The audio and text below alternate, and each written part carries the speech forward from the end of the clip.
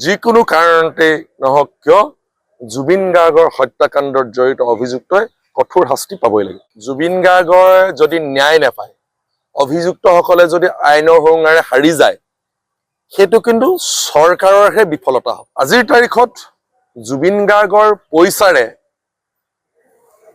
নিৰ্মাণ কৰা বা প্ৰতিষ্ঠা কৰা সিদ্ধাৰ্থ শৰ্মাৰ যিটো পানী ফেক্টৰী, এনেধৰণে কোৰ্টে খুলিবলৈ অৰ্ডাৰ দিবলৈ সক্ষম হোৱাটো ইও এটা চৰকাৰৰ বিফলতা। চৰকাৰে আচলতে যেনেধৰণে কঠোৰ হ'ব লাগিছিল, SIT যেনেধৰণে কঠোৰ হ'ব লাগিছিল, কঠোৰ হোৱা নাই। আৰু কঠোৰ হোৱা নাই কাৰণে তেনেধৰণে ইটোৰ পিছত সিটো সুৰুঙাৰে হাৰি যাবলৈ সক্ষম হৈছে। এই গোটেই ন্যায় প্ৰক্ৰিয়াটোত যদিও ন্যায়ালয়ে ন্যায় প্ৰদান কৰিব, ন্যায়ালয়ৰ তথ্য পাতি মজুত কৰি দিয়াৰ সম্পূৰ্ণ দায়িত্ব চৰকাৰৰ। জুবিন গাৰ্গে যদি ক'ৰবাত নহয় ক'ৰবাত ন্যায় নাপায়, তেনেহলে 100% চৰকাৰ পৰাজিত হ'ব। জুবিন গাৰ্গ ডাঙৰীয়াৰ পৰিবাৰ গৰিমা গাৰ্গ ডাঙৰীয়ানীয়ে কোৱাৰ দৰে জুবিন গাৰ্গে ন্যায় নাপালে চৰকাৰ পৰাজিত হ'ব, চৰকাৰ বিফল বুলি আমি ধৰি ল'ম। নিয়ে এটা কথা খুব স্পষ্টভাৱে কৈছে যে জুবিন গাৰ্গৰ যদি ন্যায় নাপায়, অভিযুক্তসকলে যদি আইনৰ সুৰুঙাৰে হাৰি যায়, সেইটো কিন্তু চৰকাৰৰহে বিফলতা হ'ব। চৰকাৰ তাত পৰাজিত হ'ব।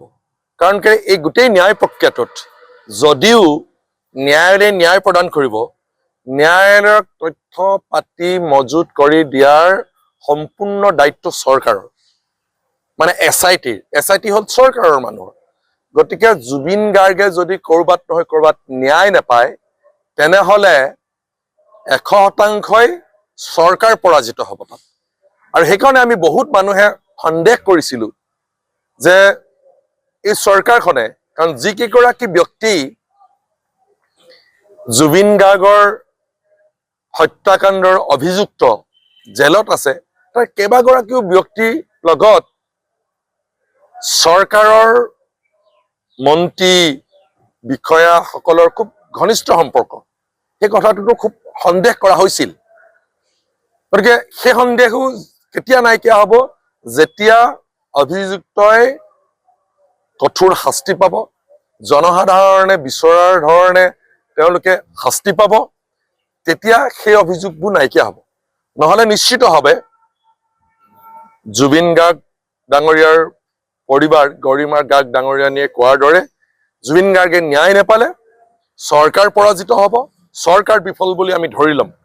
অন্যহাতে এইটোকো আমি ধৰি ল'ম যে চৰকাৰে ক'ৰবাত নহয় ক'ৰবাত যিসকল অভিযুক্ত, সেই অভিযুক্তসকলক আইনৰ সুৰুঙাৰে হাৰি যাবলৈ এটা সুৰুঙা দিলে। গতিকে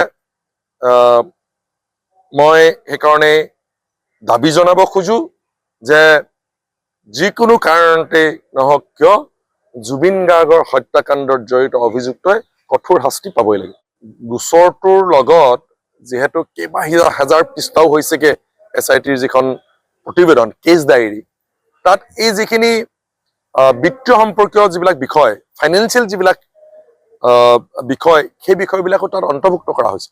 আৰু সেইকাৰণে কোনোবা বিহু কমিটি বা আমাৰ দৰে দল সংগঠনবিলাকক সোধা হৈছিল যে জুবিন গাৰ্গক মাননি কিমান, এনেধৰণে প্ৰত্যেক যিবিলাক দল সংগঠন অনুষ্ঠান প্ৰতিষ্ঠানত জুবিন গাৰ্গে অনুষ্ঠান পৰিৱেশন কৰিছিল তাক সুধিছিল। সেইকাৰণে সুধিছিলে বিত্ত সম্পৰ্কীয় বিষয়বিলাকো জড়িত হৈ আছিল। গতিকে আজিৰ তাৰিখত জুবিন গাৰ্গৰ পইচাৰে নিৰ্মাণ কৰা বা প্ৰতিষ্ঠা কৰা সিদ্ধাৰ্থ শৰ্মাৰ যিটো পানী ফেক্টৰী, এনেধৰণে কোৰ্টে খুলিবলৈ অৰ্ডাৰ দিবলৈ সক্ষম হোৱাটো ইও এটা চৰকাৰৰ বিফলতা। চৰকাৰে আচলতে যেনেধৰণে কঠোৰ হ'ব লাগিছিল, SIT যেনেধৰণে কঠোৰ হ'ব লাগিছিল, কঠোৰ হোৱা নাই। আৰু কঠোৰ হোৱা নাই কাৰণে তেনেধৰণে ইটোৰ পিছত সিটো সুৰুঙাৰে হাৰি যাবলৈ সক্ষম হৈছে। অন্যহাতেদি চমকানু মহন্তৰ যিটো বাসভৱন, সেইটো চিল কৰা হৈছে বুলি কৈছে, কিন্তু সেইটো এতিয়া আকৌ খুলি দিয়া হৈছে, বেংক একাউণ্ট খুলি দিয়া হৈছে। গতিকে ক'ৰবাত নহয় ক'ৰবাত চৰকাৰে তেওঁলোকক এইটো সুৰুঙা দিছে নেকি, তেনেধৰণে প্ৰশ্ন উত্থাপন হৈছে। গতিকে মই ভাবো যে এই প্ৰশ্নৰ উত্তৰ চৰকাৰে দিয়াটো উচিত।